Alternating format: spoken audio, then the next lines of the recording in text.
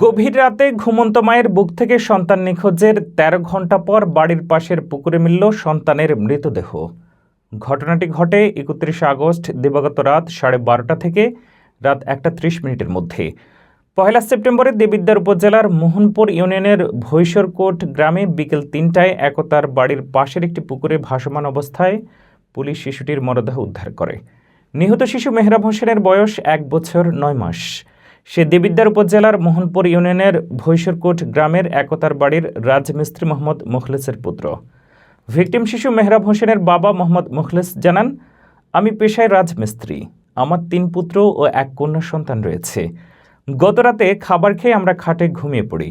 মেহরাব হোসেন আমার ও আমার স্ত্রীর মাঝখানে ছিল। হঠাৎ রাত ১:৩০টার দিকে আমার স্ত্রীর চিৎকারে ঘুম থেকে জেগে উঠি। বৈদ্যুতিক বাতি জ্বালিয়ে দেখি খাটে আমার সন্তান নেই, পেছনের দরজা খোলা। আমাদের সুর চিৎকারে বাড়ির আশেপাশে খোঁজাখুঁজি করে কোথাও পাইনি। পরে পুলিশ এসে পুকুর থেকে আমার সন্তানের লাশ উদ্ধার করেছে।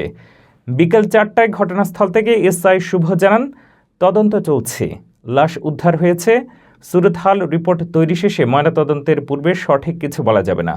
এ ব্যাপারে দেবিদ্বার থানার অফিসার ইনচার্জ রফিকুল ইসলাম জানান, সন্তান চুরির অভিযোগে ভিকটিমের বাবা মুখলেস থানায় অভিযোগ করলে এসআই শুভর নেতৃত্বে একদল পুলিশ ঘটনাস্থলে পাঠায়। সে বিকাল ৩টায় বাড়ির পাশের একটি পুকুর থেকে শিশুটির মরদেহ উদ্ধার করে।